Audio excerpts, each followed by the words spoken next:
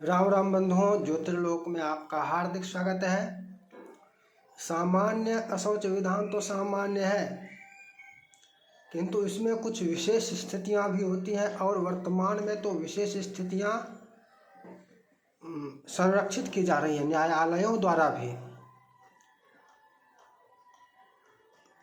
मतलब किसी की पत्नी किसी के साथ भाग जाए तो इसको न्यायालय संरक्षण देता है। और संरक्षण ही नहीं देता है, एक तो केस ऐसा भी आया है, स्थान और केस का तो नाम नहीं ले सकते, ऐसा भी आया है कि एक स्त्री तलाक के लिए कोर्ट गई और जज के साथ ही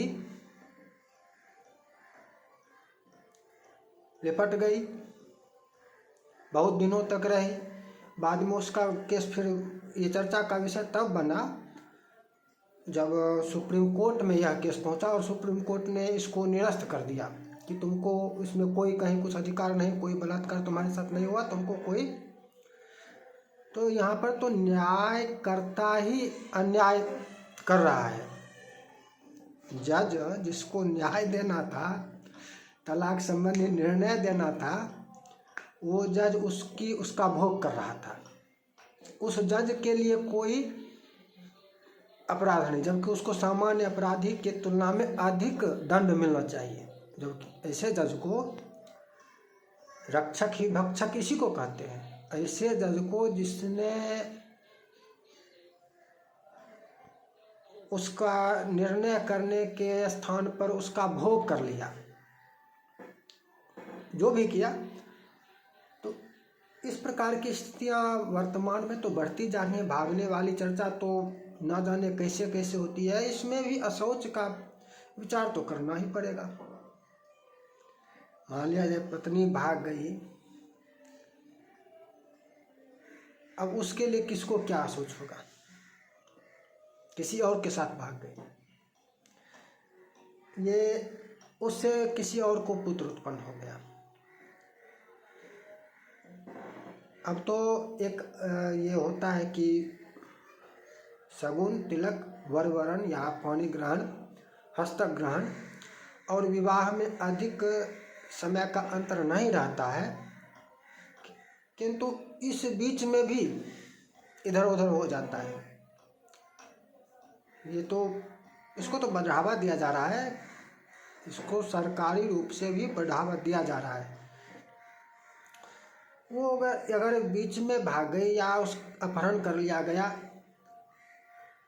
बलात्कार कर लिया गया या जैसे भी हुआ, वह गर्भवती हो गई, लेकिन पुनः उसका विवाह जिसके साथ हस्तक ग्रहण हुआ था उसके साथ हो गया, तो उसके लिए अशौच का क्या कैसे होगा? बड़े अनेक विभिन्न स्थितियां हैं और इन चर्चाओं पर तो गंभीरता से विचार करना होगा। सबसे पहली बात है कि पत्नी किसी और के पास चली, विवाहिता पत्नी पति का त्याग करके अन्य का आश्रय ग्रहण कर ले, किसी के साथ भाग जाए, सीधी सी बात है,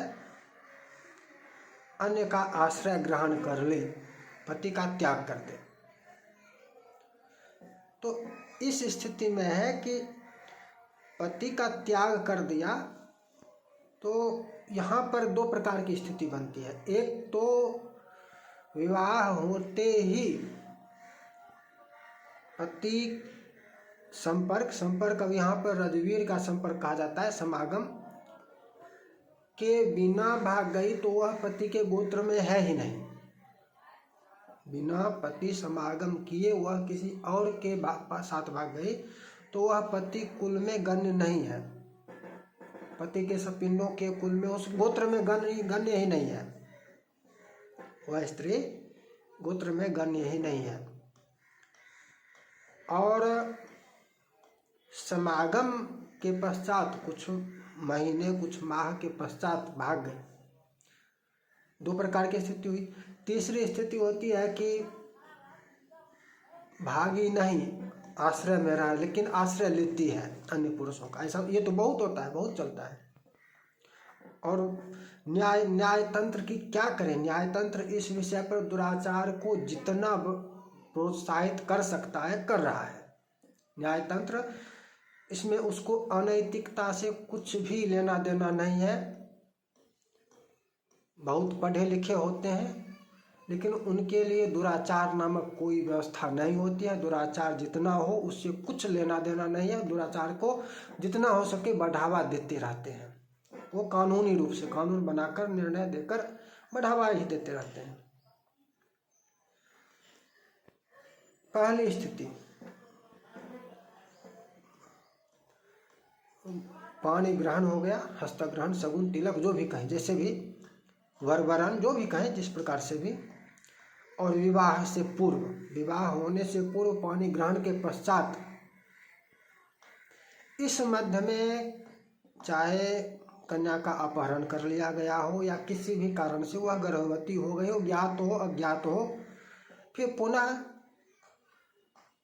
जिसके साथ उसका विवाह हुआ गर्भ का ज्ञान हो गया, गर्भ का ज्ञान हो गया, वर वरण के साथ जिसके साथ वर वरण किया गया था उस विवाह उसके साथ ही हुआ, अपहरण हुआ हो, बलात्कार हुआ हो, भाग गई हो और पुनः वापस आ गई और जिसके साथ विवाह तय था उसी के साथ विवाह हुआ। कहने का तात्पर्य यह है।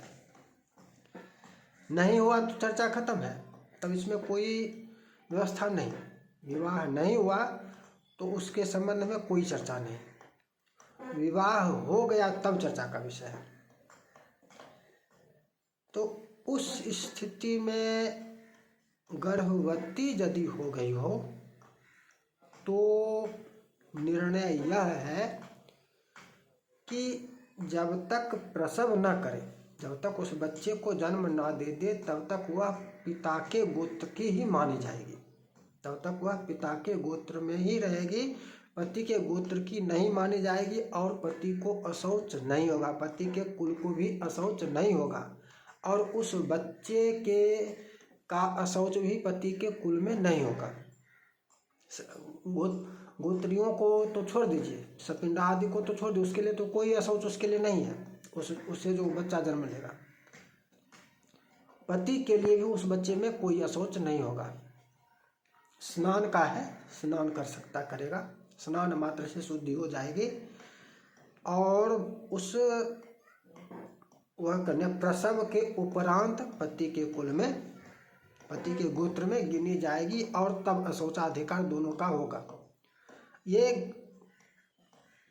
गर्भधारण करने के पश्चात का नियम है। यदि गर्भधारण नहीं हुआ है तब कोई बात नहीं है, तब विवाह के साथ ही ये नियम रहेगा।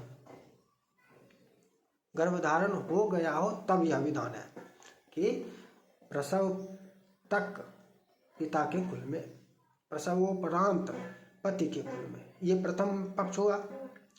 अब दूसरा पक्ष है पति विवाह हो गया, विवाह से पूर्व कहीं कोई चर्चा नहीं है, लेकिन विवाह के पश्चात भी भागने की व्यवस्था है। रास्ते से भाग गई, घर पहुंचकर भाग गई, कहीं से भी भाग गई, तो यहाँ पर दो प्रकार की व्यवस्था होती है। एक, पति के साथ संपर्क हुआ, स्पर्श। स्पर्श का यहाँ पर अर्थ जो होता है वो रजवीर्य का स्पर्श होता है। पति पत्नी में स्पर्श का तात्पर्य रजवीर्य का स्पर्श होता है, समागम। तो स्पर्श है, उसमें कोई चर्चा नहीं है, वह सगोत्र सगोत्रा नहीं गनी जाएगी। स्पर्श का विवाह के पश्चात भी अस्पर्श असमागमित पत्नी, समागम रहित पत्नी यदि अन्य का आश्रय ले ले, भाग जाए अलग शब्द है, आश्रय ले ले अन्य पुरुष का, तो वह जिसके साथ विवाह हुआ है उसके गोत्र में गण्य है ही नहीं, उसकी गिनती ही नहीं होगी और उसकी गणना नहीं होगी, तो अशौच का कोई विधान नहीं है। पति के लिए भी और सपिंड आदि के लिए तो चर्चा ही नहीं है, सपिंड आदि के लिए चर्चा ही नहीं है। दूसरी स्थिति होती है समागम करने के पश्चात भागी हो, कुछ महीने के बाद, कुछ वर्षों के बाद, ऐसा भी तो होता है। तो यहाँ पर अधिकांश तो आपको ऐसी सूचना ही प्राप्त नहीं होगी कि वो अब कहाँ है, क्या है, उसके प्रति सारा संबंध समाप्त हो जाता है और उससे असोच का कोई मन में रहता नहीं है। किंतु वह सगोत्र गोत्र त्याग उसका नहीं होता है, चाहे वो किसी के भी आश्रय में चले जाए, विवाहिता है, समागम हो चुका है पति के साथ और वह किसी अन्य पुरुष का आश्रय ले ले, तो भी उसका गोत्र पति का ही रहता है और पति के लिए सगोत्रा की महत्व रहती है। सगोत्रा का तात्पर्य वहाँ से लीजिए, सगोत्रा का तात्पर्य वहाँ से सपिंड, सकुल्य, सोदक, सगोत्र। यहाँ से सगोत्र में क्या अशौच का विधान है, यहाँ से लेना होगा। सगोत्रा की महत्व है तो अशौच का क्या विधान होगा? सगोत्रा के लिए अशौच नहीं है, सद्य शौच है। सगोत्रा के लिए सद्य शौच है। और इधर जिसका आश्रय ले ले उसके लिए, आश्रय जिसका ले उसके लिए त्रिरात्रा शौच है। अब ये जज वाला जो आया था, तलाक के लिए पत्नी गई कोर्ट में और जज के साथ चक्कर चला बैठी, उस जज के लिए, ऐसे लोग जिसके आश्रय में चली गई उसके लिए त्रिरात्रा शौच है। जिसके जिसके आश्रय में जाएगी, इसको तो बहुत बढ़ावा दिया जा रहा है, शहरों में तो ये बहुत चल रहा है। इधर से उधर, उधर से उधर, कुलीन, ये कुलीनता नहीं है और कुलीनता को भ्रष्ट करने का अथक प्रयास किया जा रहा है पूरे तंत्र द्वारा। और न्याय तंत्र का इसमें पूर्ण योगदान है। न्याय तंत्र इसमें एड़ी चोटी का जोर लगा रहा है कि कुलीनता को नष्ट भ्रष्ट कर दिया जाए। सरकार भी ऐसा ही प्रयास करती है, सरकार के कानून भी ऐसे ही बनते हैं। अंतर्जातीय विवाह क्या है? अंतर्जातीय विवाह को संरक्षण देना, ये करना, वो करना, क्या है? तो ऐसी स्थिति में उस जिसके आश्रय में पति को छोड़ के जिसके पास गई, जिसका आश्रय में चली गई और जिसके जिसके पास गई, उस सब के लिए उस स्त्री के मरने में त्रिरात्रा शौच का विधान है। उसके लिए त्रिरात्रा शौच का विधान है। किंतु यहाँ पर फिर एक और पक्ष आ जाता है। वो कौन सा पक्ष है? वो पक्ष यह है कि किसी की पत्नी किसी और के साथ भाग गई, जिसके साथ भाग गई उसके लिए तो त्रिरात्रा शौच है, किंतु उसके सपिंडादि भी तो है, उसके सपिंडादि भी तो है, उसके चाचा हैं, चाची हैं, चचेरा भाई है, भाई है, भतीजा है, उसके और भी सपिंड तो हैं। उन सपिंडों के लिए क्या होगा? उन सपिंडों के लिए इसमें लिखते चलिए, इसको लिख लीजिए, सभी इस तथ्यों को लिख लीजिए ऐसे। और इसका विशेष ध्यान रखना होगा। किसी भी यजमान के पास जाएंगे तो उसके यहाँ देखना होगा। वर्ण संकर वाली चर्चा, मतलब अन्य वर्णों से जो विवाह होता है, अंतर्जातीय विवाह जिसको भी कह रहे हैं, उससे संबंधित चर्चा आगे कभी करेंगे। अभी जो कर रहे हैं इसको लिखते चलिए कि, और ज्ञात रहना चाहिए कि भाग कर आई हुई है, अपनी पत्नी है, कहीं से भगा के ले गया, किसी को भगा के कोर्ट में जाके कर लेता है, ये भगा कर ले जाना है।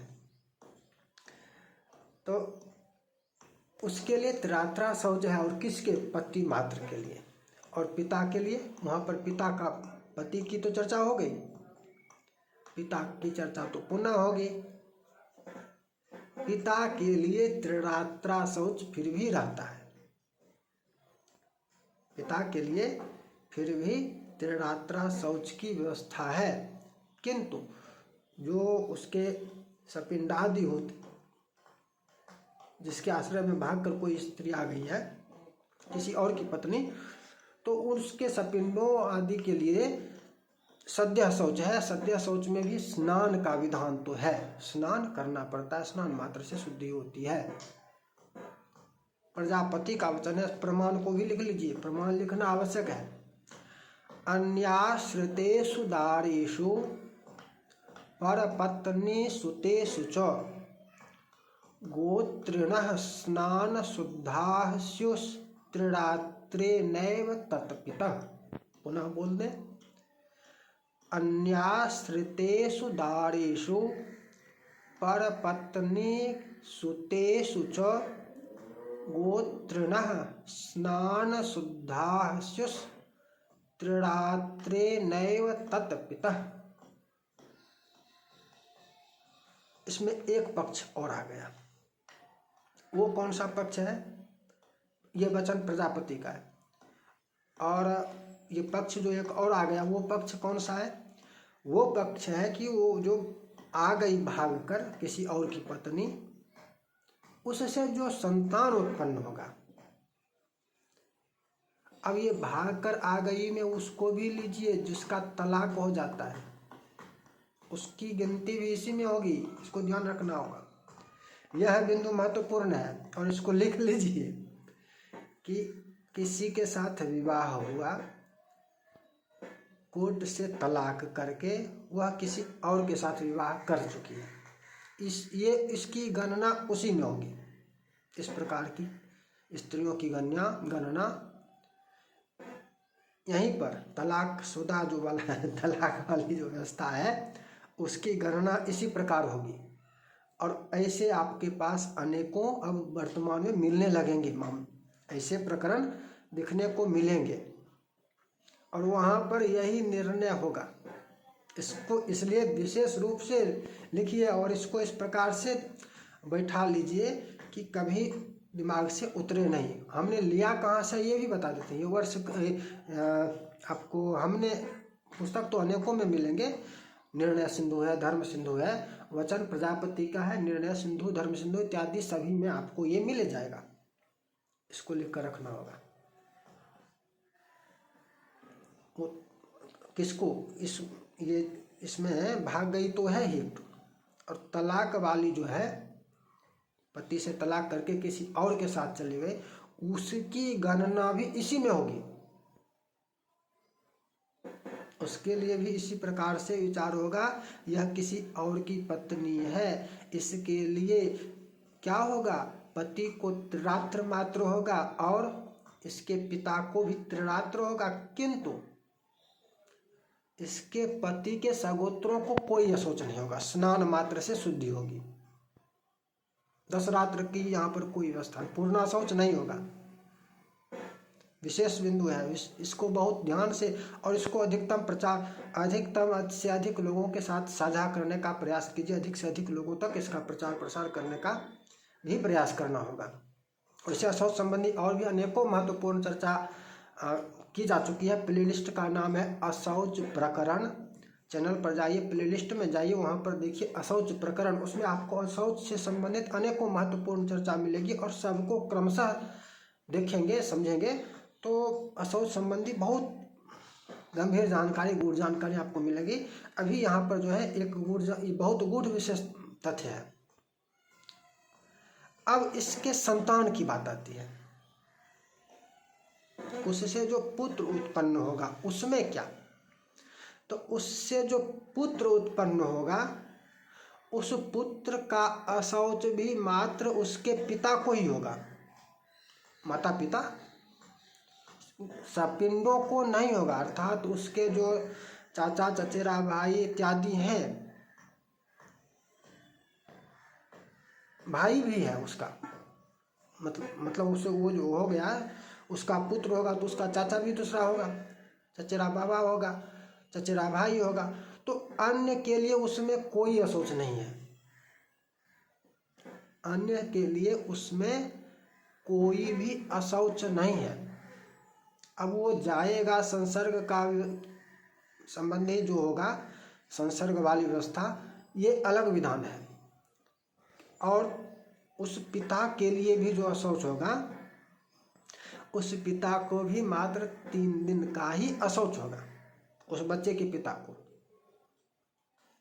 उसमें पूर्ण अशौच नहीं होगा। और तीसरा जो अब है कि अपने घर में है, अन्य के आश्रित नहीं हुई। घर में रहते हुए पति का त्याग किए बिना, पति जिसके साथ विवाह हुआ उस पति का त्याग किए बिना अन्य का आश्रय जो ले लेती है, तो इसमें इस प्रकार का ये पाप है, इसका प्रायश्चित होगा।